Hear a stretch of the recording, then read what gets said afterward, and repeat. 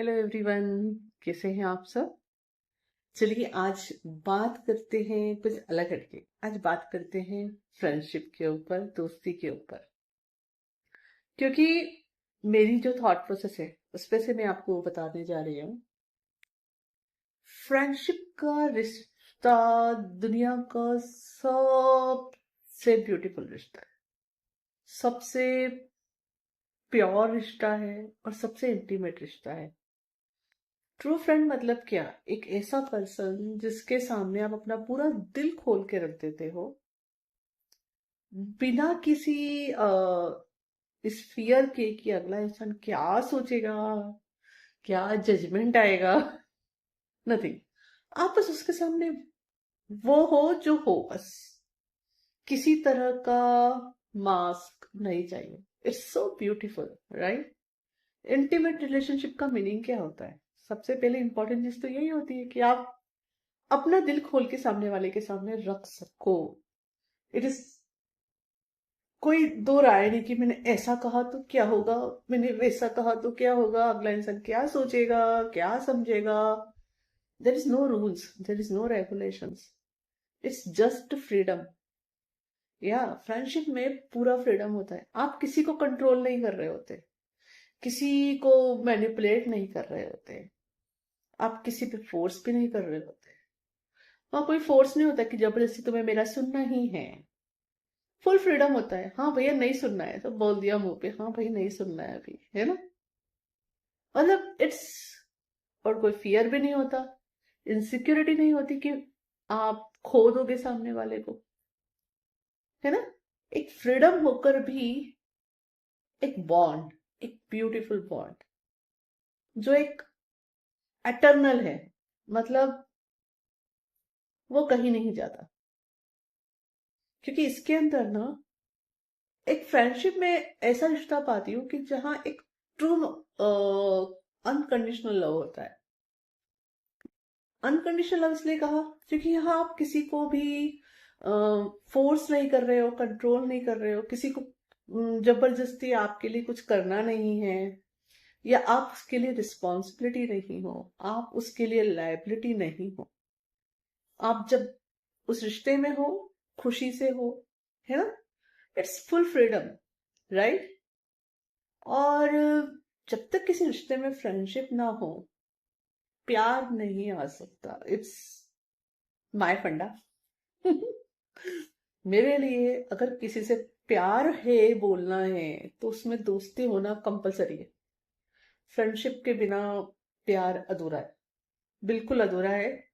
क्योंकि फ्रेंडशिप जब एक एक्सट्रीम डीपर हो जाती है उसके बाद शुरू होती है what you call that, lover वाली फीलिंग की शुरुआत आती है। फिर जहाँ पे आप, यहाँ पे भी आप इंटीमेट थे पर हार्ट से, वहां पे कंप्लीट इंटीमेसी आ जाती है, अदर तरह की, दूसरी तरह की भी, है ना? और कमिटमेंट भी आ जाता है फिर, है ना? So any relationship without friendship is incomplete. अब आती है यहाँ आगे वेरी इंपॉर्टेंट बात। हम कहते हैं हर चीज मिरर होती है, राइट?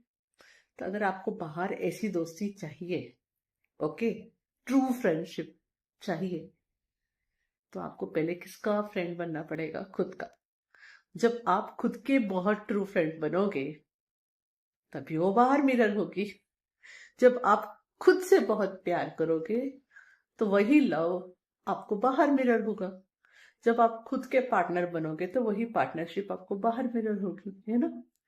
तो यहाँ आ जाता है फिर हमारी जर्नी खुद खुद के साथ। तो आज मैं, मतलब ये ना मेरी हमेशा तो डिजायर थी कि मेरे को बहुत अच्छा ट्रू फ्रेंड चाहिए, पूरी ट्रू फ्रेंड। मेरे पास बहुत अच्छे अच्छे फ्रेंड्स हैं। मतलब मेरी बेटी को मैं अपनी फ्रेंड मानती हूँ, वो बहुत अच्छी है। मेरी एक स्कूल की फ्रेंड है, she is very good friend. उसके अलावा मेरा एक बहुत अच्छा फ्रेंड है। पर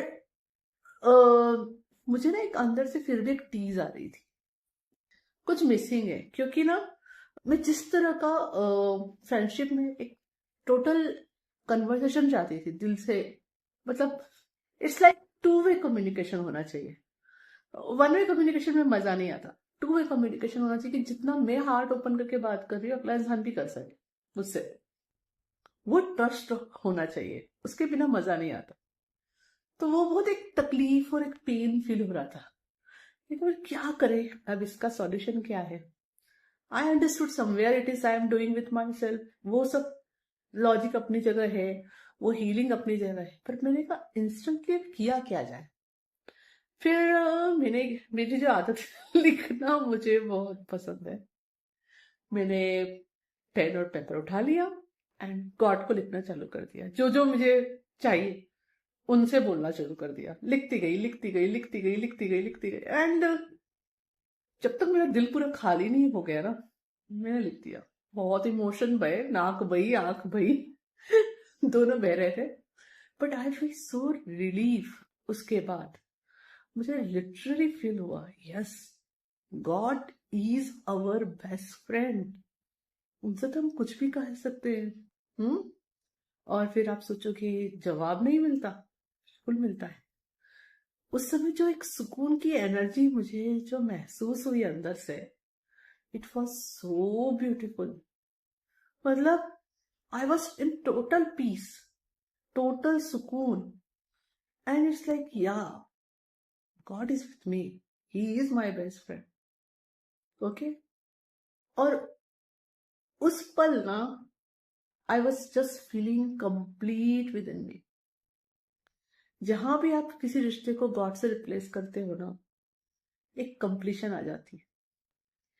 और सुंदर चीज ये होती है, फिर आप बाहर से दूसरों से अपेक्षाएं निकल जाती है। अब आप उनसे बात कर रहे हो या दोस्ती निभा रहे हो या प्यार निभा रहे हो, अब आप इस एनर्जी के साथ नहीं जाते हो, एम्पायर एनर्जी के साथ कि मुझे उनसे कुछ चाहिए, मुझे उनको सब करना है। No, it is like just you are flowing, कि गॉड से आपको फुलफिलमेंट मिल रही है, वो ओवरफ्लो होके बह रही है। So is it beautiful? I hope ये इंफॉर्मेशन आपके काम आएगी। प्रैक्टिकली ये करके देखिएगा। जब भी कुछ समझ नहीं आ रहा है ना, लिखना चालू कर दीजिए गॉड को, कि गॉड जी ऐसा है ऐसा है, मैं ऐसा फील कर रही हूँ, आप आइए, आप मेरे बेस्ट फ्रेंड हो, मुझे आपसे ये बातें करनी है, मुझे ये चाहिए वो चाहिए, वॉट एवर इट इज, सब कुछ लिख दीजिए। और फिर लिखने के बाद करना क्या है? ये सवाल उठता है। वैसे ये सारी चीजें सिखाई जाती है एंजल थेरेपी में। जिसने किया होगा कोर्स मेरे साथ उन्हें पता होगा। तो लेटर को लिखने के बाद आप उसे बर्न कर सकते हैं। बर्न करके सिंपली यूनिवर्स में फ्लो कर दीजिए, उड़ा दीजिए, है ना? ये किया जा सकता है एंड इट्स वंडरफुल वे। आप पूरा हल्का महसूस करेंगे और फ्लेम भी हर बार अलग तरह की नजर आएगी। आप same paper, same ink, same माचिस से जलाइएगा, फ्लेम के कलर डिफरेंट रहेंगे। It is my experience. Thank you.